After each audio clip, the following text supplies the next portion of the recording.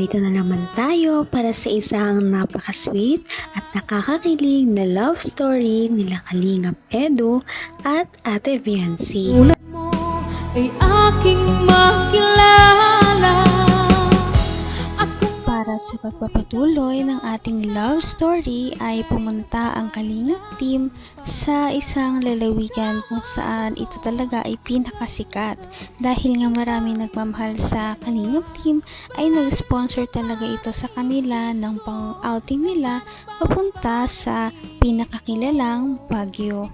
Noong pumunta sila dito ay nagkaroon sila ng maraming mga activities kasama ang mga iba't ibang love team maliban sa EDSI. Kaya dito nagsuot din sila ng mga traditional na damit ng mga taga Baguio at dahil sa kanilang mga kagandahan at kagapuhan, bumagay talaga ang mga damit nila na suot-suot. Kaya ito na nga ang mga pangyayari na talagang abangan natin.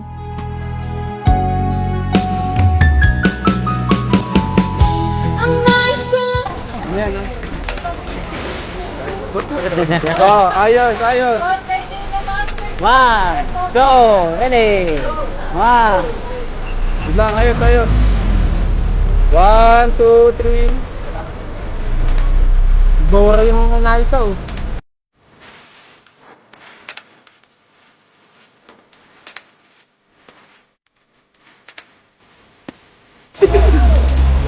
Tara, tayo lahat.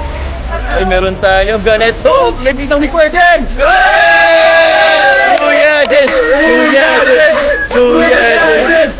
Kuya Jess! Thank you, Kuya Jess! Uy, meron ako. Ay, grabe. Tara tayo. Lahat! Hey!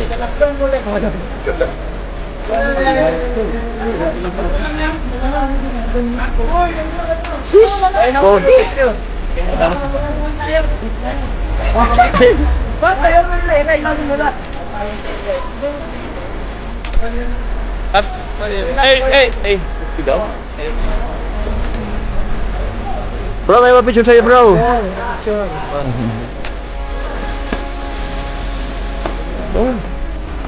Saan po sa Bicol? Hey! Welcome sa ating bayan, mga kabayan!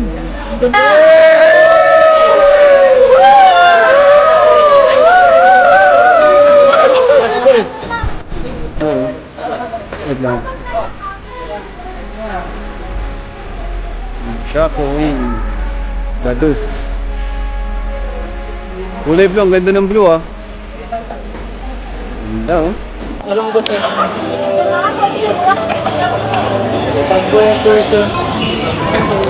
Ganda dito.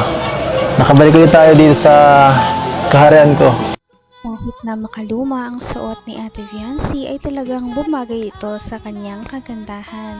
Kahit ano talaga ang kanyang isuot ay bagay na bagay sa kanya ito. Kaya naman lalo talagang na-in love si Kalingap Edu noong makita niya talaga si Ate Viancy na suot-suot ang traditional na damit ng mga taga Baguio at bagay ito sa kanya. Welcome sa ating bayan, mga kabayan!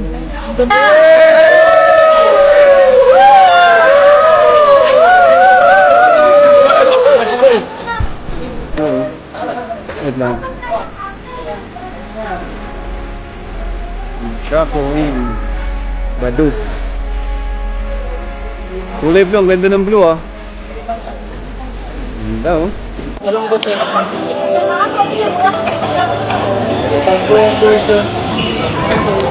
Ganda dito. Nakabalik ulit tayo dito sa kaharian ko.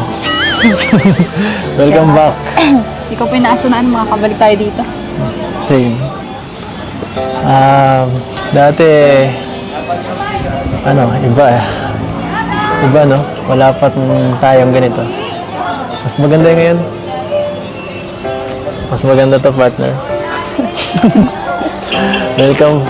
Dati dito, nandito tayo. Hindi pa ako nang pinapansin. Wala pang tayo nun, EDSI. Wala pang EDSI. Hindi ko pinapansin. Ha?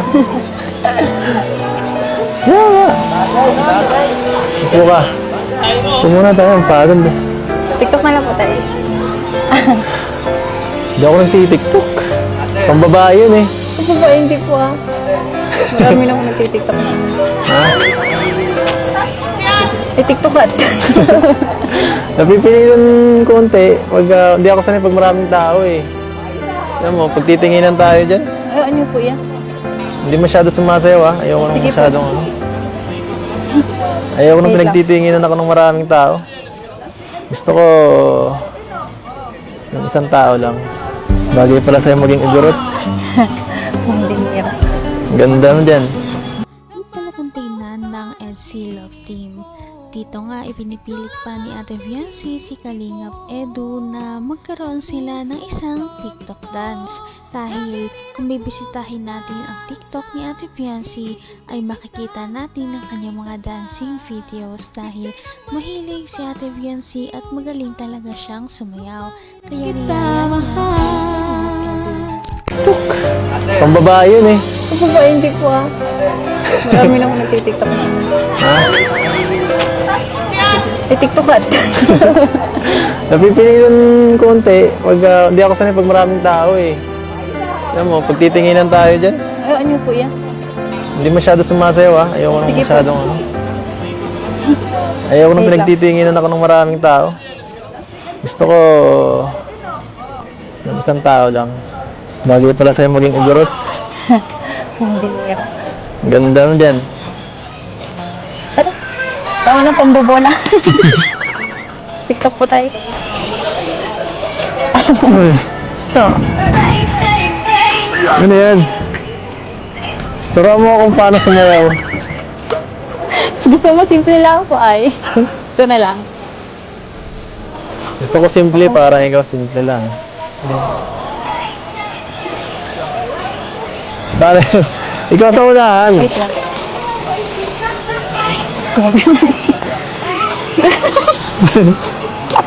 Ano? Ganun. Ganun? Ganun lang. 1, 2, 3, 4. Yan? Bing! Ganun. Ito po muna. Wait! Oy? Na. Sorry. Tapos 1, 2, 3, 4, 1. Ito, ganun na lang po. Oh, wait. Tapos, ganun ulit. Ulit. 1. Dito po. Yan. Ah, Ganun lang. sige. Sige ba? Dapat viral yan ha. Basta ikaw, viral po yan. Uy. Siyempre, hindi naman talaga nakatanggi si Kalingap Edu sa request ng kanyang wifey. Sila ay sumayaw ng mga TikTok dances na makikita ninyo sa official na account ni Ate Viancy sa TikTok. Nag-e-enjoy din naman silang dalawa kahit sabihin ni Kalingap Edu na ayaw niyang sumayaw ay halatang na-enjoy niya ang kanilang pagsayaw. Abot kamay na kita.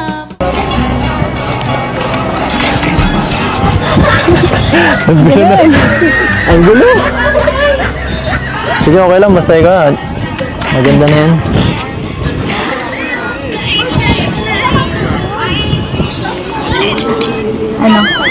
Ano? Ano? Lamig dito, grabe. Ay, sorry po. Yung jacket niyo po kasi andun sa... Ha? Yung jacket. Sa van. Iniwan ko. Okay lang. Inunita na po ako. Lalam ka kasi. Ikaw kasi, hindi ka nag-jacket. Kaya... Hindi, manipis eh. Tapos naka-crop top ka pa. Hindi yan pan Baguio eh. Hindi ka naman native dito. Dito tayo sa di ka pa sanay. No. Iwan ka na ng mga kasama mo. Ang ganda po dito sa karian niyo. Oo. Gusto mo Ganda dito? po dito ang tumira. Gusto mo dito tumira? Joke lang. Gusto ko pa rin po sa bahay. Sa bahay? Sa kila mama. Malay mo. Miss ko na. Hindi mo ito ka. Magkano mo? May gusto ko pang puntahan? Nalibot mo na to? Hindi po. Hindi pa? Pero naano ko muna po ba ito nung una? Ayaw nga, no? Nalibot na po namin nila, nila Melka po. Sayang wala. Kaya nga po, sayang wala sila mo po. Kasa po. Saya ka? Bakit? Nakabalik po ulit dito. Nakasama po ulit.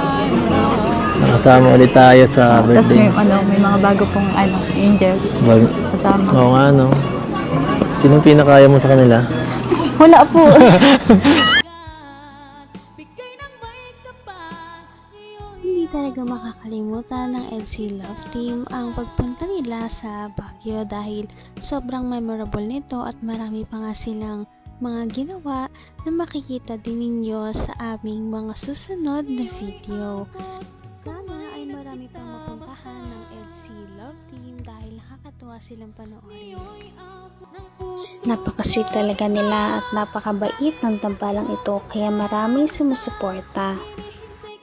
Kaya naman, sana ipatuloy natin silang suportahan at mahalin si Viancy, si Kalingap Edu at ang Kalingap Team.